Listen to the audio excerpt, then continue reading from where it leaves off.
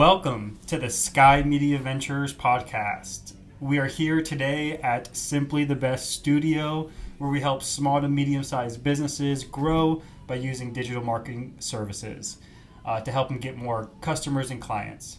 Big shout out to Adam Goodkin and his team here at Simply the Best. If you or someone you know needs services, please feel free to reach out. Well, guys, we have a special guest today. We're actually here with Coach Willie Randolph. Coach Randolph is a phenomenal coach, motivational speaker, child of God, which I absolutely love. And is it fair to say that you're still an athlete? It's fair to say that I'm trying to maintain athleticism in my body, so I would say yes. Just as not as strong as some of the people I work with. Okay, gotcha. And you yourself. Well, I'm looking forward to hearing more about that. Welcome to the show. Thank you. Thank you very much for having me.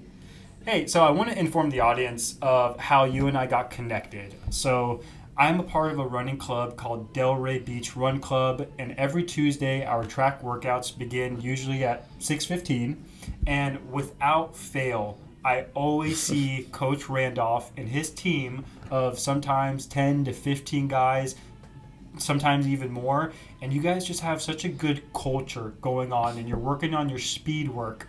And every time I go to the track, I always see you and your team. So I'm thinking, like, I have to get this guy on the show because whatever he's doing, whatever his method to the madness is, I think it's working. So that's how Coach Randolph and I ended up here on the show. And Coach, in your own words, kind of like, just tell us a little bit about yourself and anything that I probably missed. I was a college coach for 26, 28 years before I went into doing what I'm doing right now, which is basically, this is my own brand, this is my own business, my own LLC, Extreme Speed and Performance. Okay. Actually, it started when I was actually coaching at University of Virginia, and I had a business partner that he was doing the soccer part of it, and I was doing the speed side of it, and we had an indoor facility, and we just came up with the name, and he's like, hey, you do speed, you're also coaching at Virginia, so this is your part that you're going to bring to my soccer players, and the rest is history. So it started there, and then when I came down here, I decided on maintaining that. So I did a little bit of coaching on the side after I got done with my college athletes, and a couple years from now, it's been 4 years now, I decided on moving full-time into what I do now, and which is not limiting myself and my gifts to just the college world. I'm very grateful that I get an opportunity every single day to help people from little ones all the way until grown-ups, always into their 40s and their 30s, that are businessmen and women and people that literally want to get better, not just on the physical side of it, but on the mental side of it. So it's a bigger goal that they get to work towards because it's a life goal, and I get to put pieces of life and excitement into them, and that's part of the piece that makes my culture within what I do with my athletes. It's not about how fast you are, it's not about how strong you are. Yes, you will get all those things because that's what I enjoy to do, and that's what I want to provide to them, but you're going to have a good time. They get to enjoy and meet different people. They get to learn different life lessons, ups and downs, and all kinds of things. And sometimes I have to say, like, hey guys, it's time to go. Like 7:30, 8 o'clock at night, and we started at 5, and they're just hanging out and they're just talking. So that's you guys normally I catch you guys hanging out in the parking lot, still just having a good time. Exactly. Yeah, sometimes it's just like, hey guys, we got to eat. Coach has been going all day long. It's time for me to get some food. So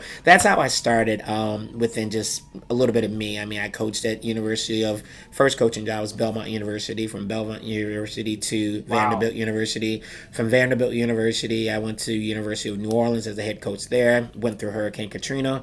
Dealt with that for 4 years as a head coach, and Hurricane Katrina changed everything in my life. I mean, I think a lot of people, when you think about adversity, I have got to say now I'm very grateful that I went through that time frame of feeling what it was to lose everything in life, to lose a house that you just purchased, to lose a job, to lose like all kind of financial stability based on the job you were provided and you were expected to give to other people based on the service. And then you learn a lot about people when it comes to like what they see your worth as, what's your value based on how does it affect them. So it affected me in a way when I saw how my value wasn't as important as revenue sports at that time during the Hurricane Katrina time frame, where I evacuated to LSU with my team. And long story short, there was a book that came out of that. It's actually been out now for 3.5 years, and that's an honor. I'm very grateful. My mom encouraged me to do that.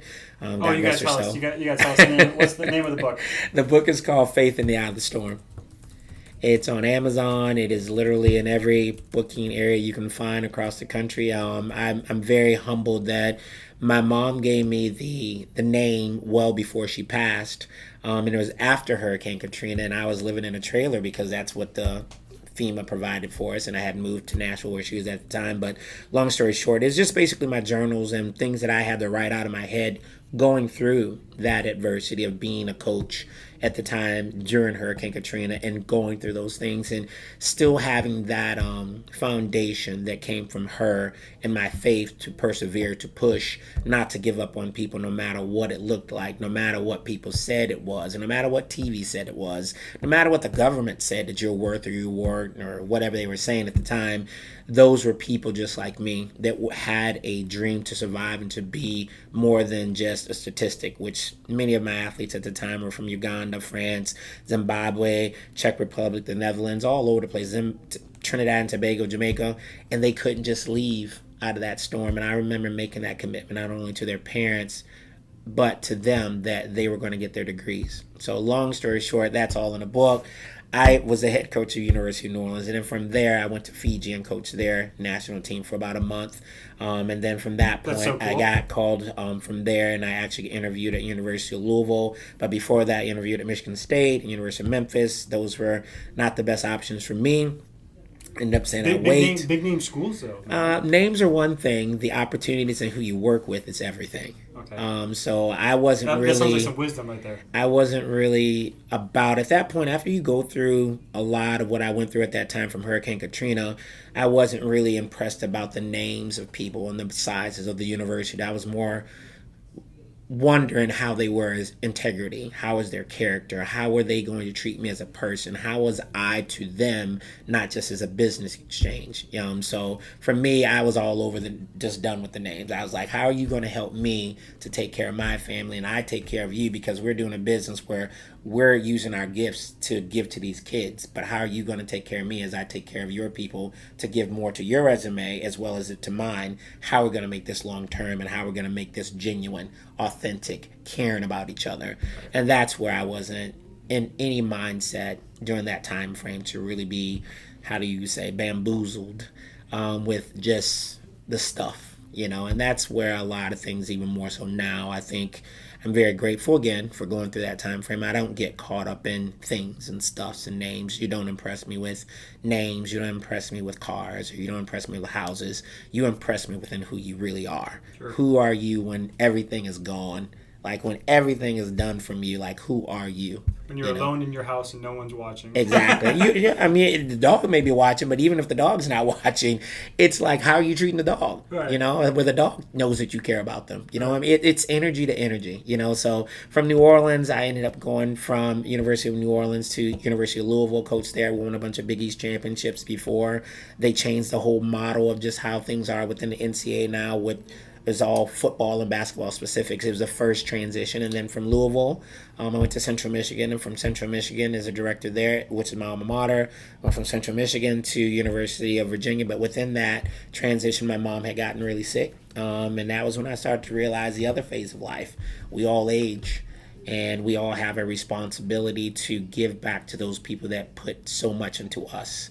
And sometimes when I think about just how grateful I am of how much my mom poured into me, it makes me remember and miss her more. But I'm also very grateful that she was a part of my life, which made her light that much more important on this earth. And therefore, it's my job to carry on her light, even though she's not been here for 7 years now. So, I mean, thinking about just everything in regards to just my small little career, nothing made a difference within that transition of coaching and chasing trophies than knowing that the trophy was really in front of me, and that was my family, and that was the ones that loved and poured into me. And I was starting to learn that, but I wasn't there yet. but I knew that I had a financial ability to help them to enjoy their lives a bit more. And so after Virginia, I ended up coming to Florida, where they called me, and she had just passed in 2016, and I was literally about to get out of the business. I was literally done with anything that was not understanding purpose. Anything that did not understand what she meant and what the legacy that she and my grandma, which was 97 at the time when my mom passed, she Wow, was 97. She was the third special. eldest of 13 kids. And so my grandmother just passed 3 years ago now. So that fact, it was, how do I say it? Your purpose became bigger than your moments in time. Meaning that my moments at that time were validation and gratification through trophies and people saying that I'm good at what I do. It switched as soon as she was no longer here, because it was what she was telling me. She's like, find a way to make a difference. Do what you've been raised to do. Hold on to your faith.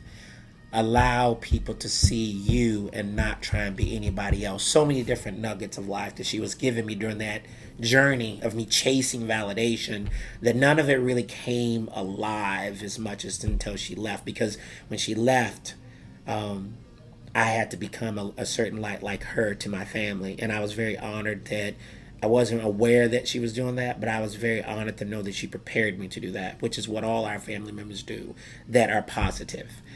So yeah, within just Florida Atlantic was the next stop, and helping people and growing into where I'm at now.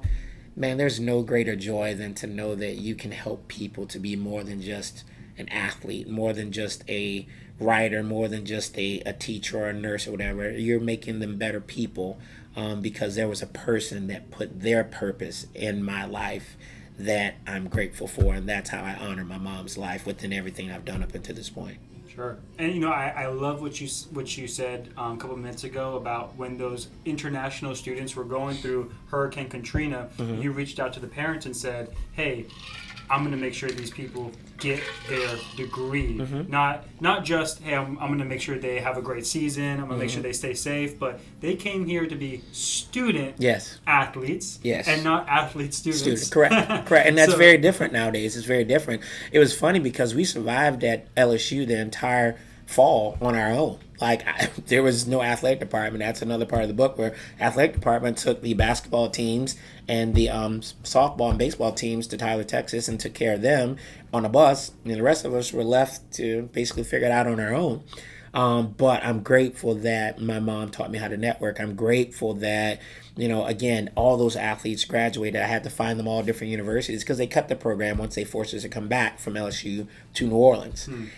So many different pieces in that story. But it's a story that I'm glad that God gets the glory. And I'm very grateful that as I'm getting ready to turn another number in January, many of those former athletes are coming to celebrate with me in January, and it's very humbling to see them and now see their kids and know that the stories and the memories we have are much bigger than track and field, but they're about life. Right. And I absolutely love how your mom taught you how to be a beacon of light, into this world. I have a little mission statement currently on my wall in my room, and the first sentence mentions, "Hey, I'm a child of God, and I'm also a representative of the light." Because I believe in this world, and other people have different philosophies, but I believe there's good and evil.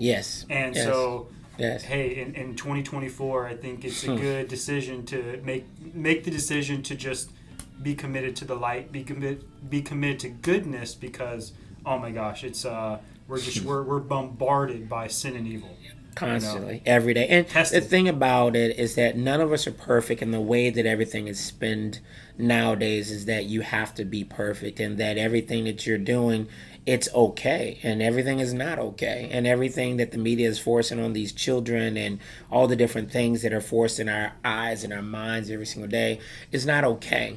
But certain things, if you're just honest and authentic and say, okay, God, help me figure this out, what is okay? That is going to make a difference within just where you will be within your day, within your moments, within your months, your years, and so forth. And so that gives me peace. That gives me calmness to know that I can't be perfect, but I can be very committed and very purposeful within just knowing that relationship is more important than anything. Sure. And again, I can't be perfect, but I'm going to be sincere. And that part of it, when it comes to just even my culture and within what we all have within when I'm coaching, it's still the same thing from what it was when I was a college coach at age of 22. I knew nothing but to be unified, no matter what everybody's belief was. Find that common denominator to make everyone understand you are loved, you're respected, you're appreciated. Now let's work in this zone together and let's make it happen. I see you in that zone every Tuesday. It's a fun zone. It's a zone that when you get home, you rewind yourself and you're like, wow, like, okay, that was good, but I could have done better. I'm a constant, I evaluate myself all the time, just because I don't want to shorten my time, because we only have so many breaths on this earth. Sure. And I don't want to ever short anybody with my time that I get to spend with them. So I always check and balance myself and say, did I do this good? Could I do better? What did I miss? And, I'll make notes. And then the next time I'm out there, I'll try and do better. All right. Well, I'm glad you allocated some of your time here on the podcast and here at Simply the Best, because here right now you're one of our celebrities. You know what? The funny thing about just even you saying celebrity, I don't want to be a celebrity. Sure. I just want to be me. I think the biggest thing that's wrong with our culture is that everybody wants to be put on a pedestal. No one needs to be on a pedestal. The only one that needs to be on a pedestal is the one that protects us, and that's him. Right. And even within him being on a pedestal, he deserves to be there, because not one of us would give our lives for everybody so I think in this the Bible world. says, hey, my son got put on this earth and gave his life Yes, for all of us. for all of us. And that part of it, that is not to only be remembered just during Christmas and Easter. Right. You know what I mean? And that part of it, it's now become even more so less important, because people just want to it's just routine. Right. And when anything my pastor becomes said it best this weekend. He just said it yesterday. He goes, some people go to church once a month, and that's it. That's it.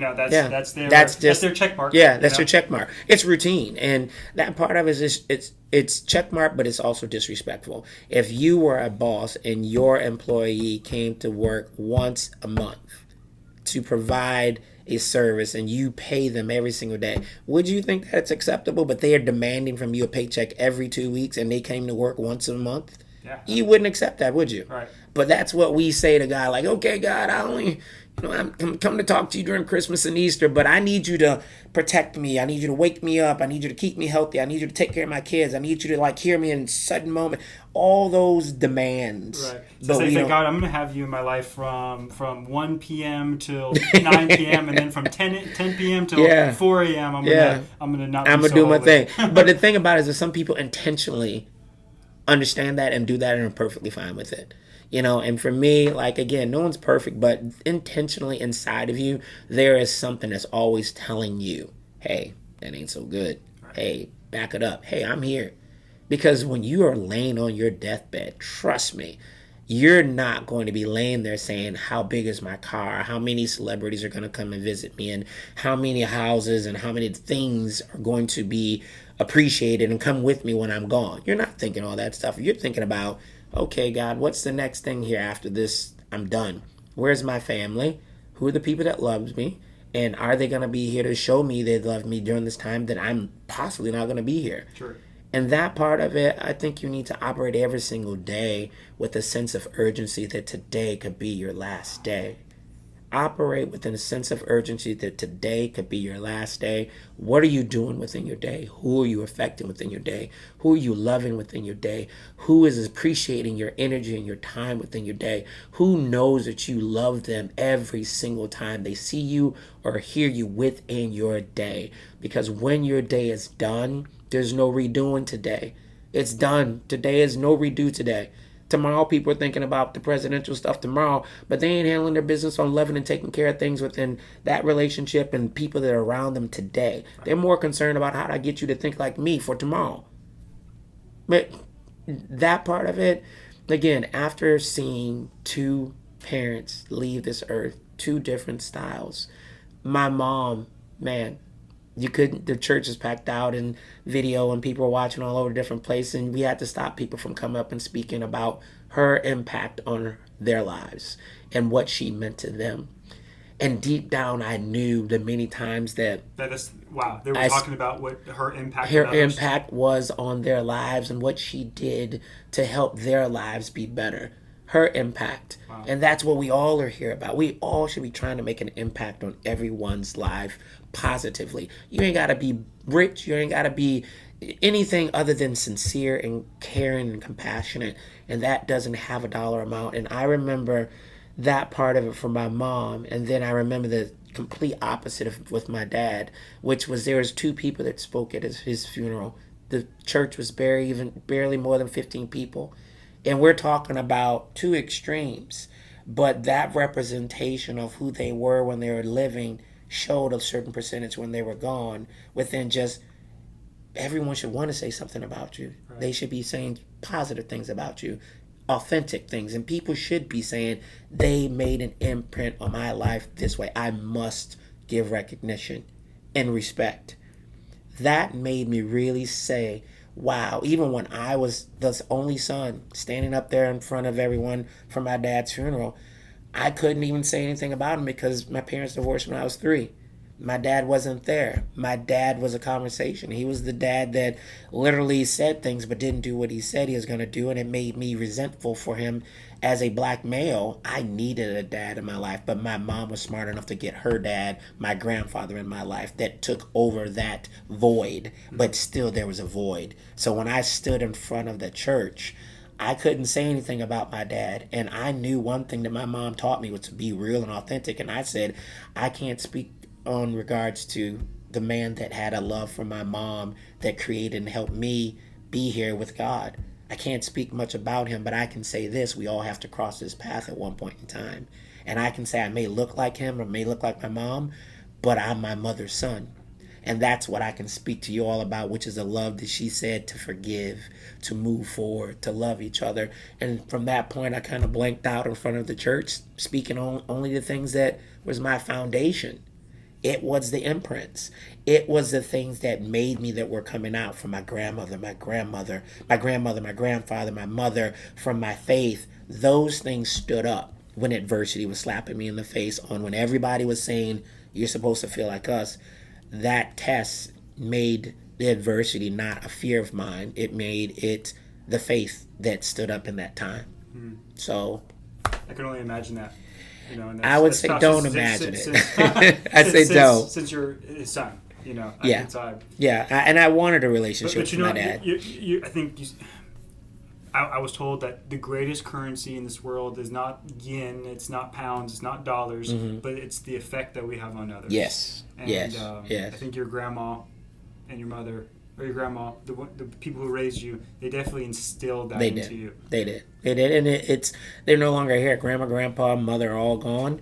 But I say to people, like, no, they're still here. When you speak to me, it's an honor for me to say anything that would ask you. You would want to say, oh, where is that coming from? That wisdom is not my own. It was my mom. It was my grandmother. It was my uncle. It was whomever that made an imprint. And that's what speaks out of us every single day. No matter if you have the CEO of a major company, no matter if you have the presidential candidate in front of you, no matter if it's whoever. It could be Donald Trump, it could be Harris or whatever. But who they are will speak no matter what they're saying is on the script. Adversity will show their true colors no matter what. Sure. And that's where character, that's where your faith, that's where your ability of dealing with adversity or not will stand or not stand. And so that's why I say at this point in time in 2024, people need to stop being weak in the mind within their faith and focus on what their faith can do to them to make them stronger, more confident within conquering fear. Because faith and fear can't operate together. Right. But the world is saying fear is over faith. And I'm glad that I know the difference, that is not the case in regards to all fear is just false evidence, just appearing real. Exactly. You know, or a little false expectations. Yeah. You know? And that part of it, like, for me... And faith, I like... Les Brown says it best. I was just talking about him a second ago. Yeah. Faith, finding answers in the heart. You know? So... That's a good one. Yeah. Program. I'll take that one. I like that one. Finding answers within the heart. Faith. Yeah. I like that. Yeah. But you're right about that. You can't operate faith and fear at the same time. Same thing with like growing or dying. You know, in this world, I believe you're either growing or you're dying. And it's and it's a choice. People die in their minds before they die physically. Right, yeah. And a lot of times you can see someone walking around and they're dying mentally and they're physically moving according to that. And we have a choice to either stop and say, hey, are you okay? Not just saying, are you okay? Hey, I'm here. Hey, I've been through that. Like, you okay? And stay there long enough for someone to feel comfortable to feel that they can speak to you.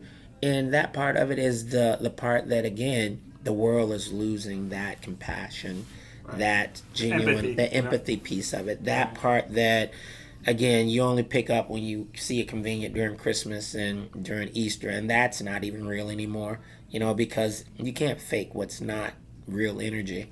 I had a lot of empathy towards one of your students one time when I saw him sprawled out on the ground and he was like vomiting and he was like just hurting and he was on the ground for at least 40 minutes or something. I was like, I came up to you, yo, coach, is this guy, I mean, I know I'm not affiliated with y'all, but is this guy okay? He's been on the track, you know? Hey, that's called no pain, no gain. No gain remain the same. Right. And the commitment of understanding that pain is going to equal out to a gain. Sure. So coach is trying to remind you can't remain the same, but I'm still here to get up so we can work towards a gain for next week or whatever it is. So it's always, they know that I won't put them through anything that I haven't experienced or I don't understand what they're going through. And that's the fun part about it, is that we all laugh at each other because we all kind of know that's going to happen at one point in workouts with the lactic acid coming in. But, man, when it comes in and you get done, you finish in the endorphins and everything, you're walking out from practice, you're just truly on a whole nother level of accomplishments. Right. You know, and again, that's, you know, people don't want to feel pain nowadays. People don't want to go through to get through. They just want to get on the other side. They want the trophy. They want to win the race. Want the trophy, they want to win the race, but they want to go through the pain. No, they don't. And that's what the world is telling That's something that I have to tell myself in practice. Yeah. That when I'm especially doing a tempo run, not necessarily a track workout. For me, track workouts are fun. Yeah. It's just fun. You look like you're in pain to me. Yeah. Every single time you look like you're struggling. I'm having a great time. Hey, but I respect it because you just go. A sprinter's just like, man, I'm bored watching. Yeah, but right? I'm like, I couldn't do that because I'm like, hey, everybody's got a purpose. You focus on you. Let's get on the ground. Right. Yeah. I mean, if you told me to sprint, you know, I don't know what the seconds are, but like I probably couldn't do a lot of stuff that your real sprinters could do. But what I'm getting at is, you gotta burn it to earn it. You know? Hey, there you go. You gotta burn it to earn it. And when you burn it, do it the right way, not the wrong way. All this stuff you see on social media now, where you got all these people that looking like superheroes and they're acting like they're running like 10 and 12 and 20 miles a day and all these different things, and they're swollen like you wouldn't believe. I say check the bio, check the information to see if they're not taking anything else to help them. And I'm not saying anyone specific, but I'm just saying it discredits the people like you and other people that are really good decathletes and people that really work hard every single day in our field, and saying that you can look like this if you do this, this, and this because of social media. But there is a formula. Mm-hmm. There's a science to it, and it's to be respected because it's more long-term of what we do. It's more short-term and immediate, microwavable short-term gratification for everything that I see a lot of people are being presented. And again, it goes all the way back to what we're saying.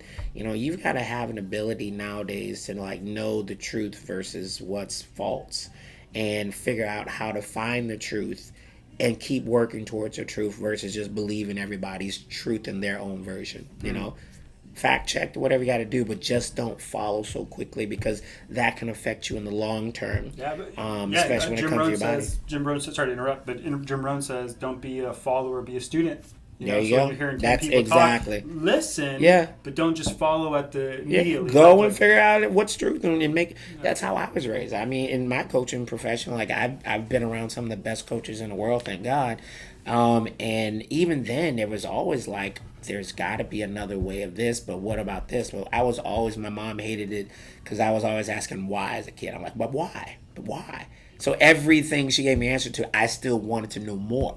And so when you want to know more information, you're always trying to be a student. And I think being a student is the best thing because you don't become someone's blind pupil because you just believe everything. And that's where, again, the world is being told to just follow blindly. And now we're going to make you not find the truth. So you got to do more work. And now people don't want to do more work to find the truth because it's not easy accessible anymore, because they've made everything that's easy accessible harder. But if you find a couple words that are familiar in every piece, you start putting those pieces together, there's some truth within those pieces that you're finding in paragraphs, and start looking for that for the next section of information that will lead you to more truth. Versus saying, you know what, this is not worth it. No, it's worth it. Because I know in the Bible, and what I've always been told, people will suffer because of lack of wisdom, lack of understanding. Right. And so people are suffering. That's why I love Proverbs. If you go into Proverbs. I haven't read that as much, but I've heard so much when I was a kid that, like, if they'll just say little sentences, a sentence or two in Proverbs, and then they'll go like a space, and then just talking about wisdom. And hey, don't ask for things or houses or castles. Ask for wisdom. That's funny you said it. As a kid, I prayed for that all the time. I remember sitting in church and just like praying for wisdom, and then I would ask God to help me within like certain things that find in the Bible about wisdom. I never prayed about stuff because we grew up with very little, so I had no desire to understand what was much at that time. So I prayed for wisdom, and I learned to pray for wisdom even more so as I got older. And I'm just grateful, that certain people are put in your life for a certain reason to impart some of their wisdom on you, and some of them are not. But you start to figure out what is wisdom versus what's words, and that part of it. Or just information, yeah. Let me ask you, I want to take a step back. Yeah. When you were in your teenagers and maybe early 20s, what kind of running events or what running championship or race that kind of sticks out to you the most, that like maybe you did such a good job, whether you won the race or got really good at placement? Is there any race that you were in that kind of sticks out to you that that it's going to be with you forever? Honestly, it was my senior year in high school. I was undefeated in the hurdles. And which distance? In the 300 hurdles at that time. Okay. In the short hurdles and the 300 hurdles. I was undefeated in Michigan in my class. And we were going to regionals, and I wasn't even aware that I was like ranked number one or whatever. I was just trying to race. Because I wrote scriptures on my shoes, and I just really focused on just like, I wanted to make my mom happy. I wanted her to like see that I had a sport to get to college. And so my only goal was to see my mom in the stands or when she could come and, celebrate. So anyways, I remember running. And I remember getting out in the backstretch of the 300 hurdles as a hurdler kid. There was a pole vaulter, Casey Ward. I'll never forget him. He actually ended up going to the same college as I did. He got out really fast. And so I was more of a closer on the 300 hurdles. So I would come on the second half. So he was starting to die the last two hurdles. He was just like a half a hurdle in front of me. And I'm closing. I'm coming. I'm like, here it is. I'm coming. And so he gets over the last hurdle. He clips his hurdle. His hurdle slides into my lane while I'm in the air getting ready to close off to get ready to pass him going over the last hurdle. I clip the hurdle. I fall. I slide on the ground. He continues to run forward and wins the race. I hit the ground, slide as I'm getting off that last hurdle, and I'm laying there for like a split second. I knew that I had to get back up because I knew that I had to finish the race. I still got up and I took fourth, as opposed to being second, if not first. Well, I was pretty destroyed in my mind that I thought that I couldn't go to states now. That was my senior year. That was my scholarship. There was everything gone. Coaches were asking about me, and I lost an opportunity because of someone else. And it wasn't intentional. They clipped the hurdle. They clipped the hurdle. I thought you were going to tell me right now, they clipped the hurdle so they got slower and then you passed them. No, they clipped the hurdle. I fell. But this is the part that made the funny piece about how you carry yourself. At the time, I was so upset, and we used to get like popsicle sticks for our numbers on whatever place we were, and we would take it to the back, and they would actually say, okay, this is your place, and this is what they'll put in it. So anyways, I get off the ground, I get up, and I'm upset. I walk to the back of the stands, and I'm just bawling, and I knew that my season was over with. And then something in me says, get your stick, and you go back, and you give it to the lady, and that's the place you have for now. And I went there, and I'm just praying in my head to God. I'm like, but why? But why? Everything was about you being happy, mom being happy. I can't go to college now. What is going to happen to me? And then it's just like, just peace. Went and gave her the stick. And then 30 minutes passed. Next thing I know, this is the one thing my high school coach did. He actually found the handbook of the rules. He found the head official, and he literally said, if another athlete's race is impeded by another athlete, and this is still to the day, then that person that's hurdle, intentionally or non-intentionally, comes into the lane or affects a hurdler, they are disqualified. The next runner up moves forward, and then there it is. So remember, I was in fourth. He was in first. He loses his first, so he goes 1, 2, 3 to states. Guess who moved up to third? Me. Then guess what happens after that? I end up winning states. Oh, dude, so it was one of those moments that when I thought everything was over with, I thought everything I worked for that entire season was done. And if I would have just laid on the ground and just like been a horrible loser and just like not taken back the stick for them to even know that I still was acknowledging I ran that race, my coach said they wouldn't have been even considering the disqualification for Casey Ward because I wasn't there. But it was by the grace of God giving me peace and understanding to go back and say, here is what happened. I accept this for now, but I have to figure out how to move forward. And then everything in the background was being worked, and everything was being working for my good. From that day forward, I just remembered trust the process. Trust no matter what. No matter what you go through in life. You may fall. You may have some people throw things at you. You may have people that intentionally do things to you. Never give up.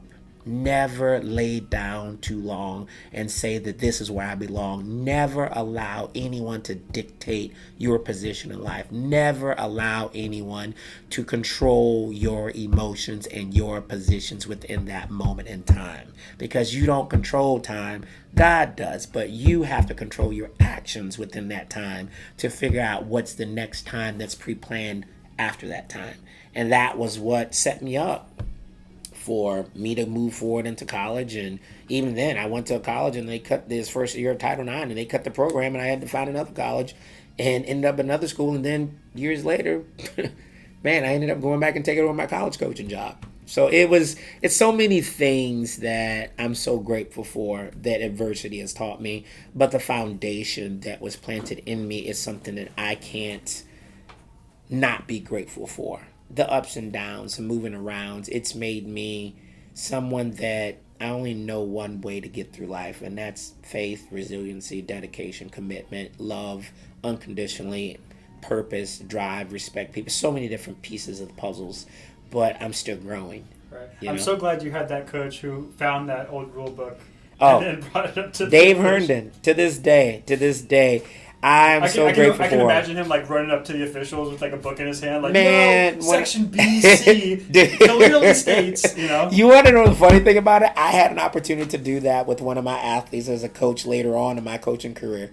Like, I had to find that same rule, which I was on the NCAA committee. I was on the NCAA committee a couple years as well when I was coaching. So there's a lot of different rules I learned about, even that are still going around today, that I was just like, wow, this is so funny how some things come full circle that you can go through in life. But what are you going to do with it? You know, are you going to do the right thing or the wrong thing? And some people will do the right thing and some people will do the wrong thing. But people are more encouraged to do the wrong thing because they're afraid of other people's responses to them, or what they'll say about them, or what they'll think about them because of what you say versus right or wrong.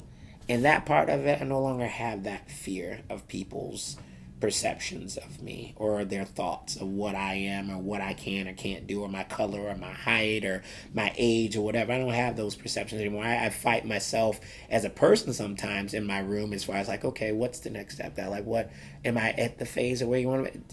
I just got to trust that I'm doing my best to be my best and let him do the rest. So I love that. That's a good place to leave right now, but I love that. I like to tell people, hey, I'm just a nobody. Trying to tell everybody about somebody who can save anybody. That's awesome. One of my pastors, he would like you for that. There's a song for that. You know that song? No. Oh, there's a song. You should pull it up. It's called I'm Just a Nobody Trying to Tell Everybody About Somebody That Can Save Anybody. Okay. I'll type it in. It's an old school song. Well, thank you so much, Coach Randolph. You're a man that leads the way, not only by your services to others, but with your faith in God. And I know I highly appreciate that. I look forward to seeing you at the Oval Office tomorrow, aka the track. To all you, rain or shine. Rain or shine. Oh, come on now. If it's raining, you're gonna be there. We got a girl named Laura on our team. Shout out Laura. Put Laura on blast right now. Yeah. Shout out to her, because when it's raining, pouring on the track, she'll be out there solo dolo, and I'm just like digging it. Like, I love it. Hey. Hey, I appreciate your time here today. Likewise. Hey, if anybody wants to reach you and your coaching services, kind of tell them how they could reach out to you. You can reach me on Instagram. I'm not a person that does a lot of advertisement, because I'm very selective on how many people and what people I work with. Just because I don't want to be watered down. I only have so much energy to give to certain people. I give to the needy, not to the greedy. Put it that way. Sure. You can find me on Instagram at Will Randolph, WILRANDOLP. And from that point, we can communicate. You can call me at my number at 989-621-3150. Still my Michigan number. And you can just find me anyway. If you're really looking for someone, you can find them. If it's really meant to be, it will be. Okay. Thank you, Coach. I appreciate your time. Likewise. Thank you.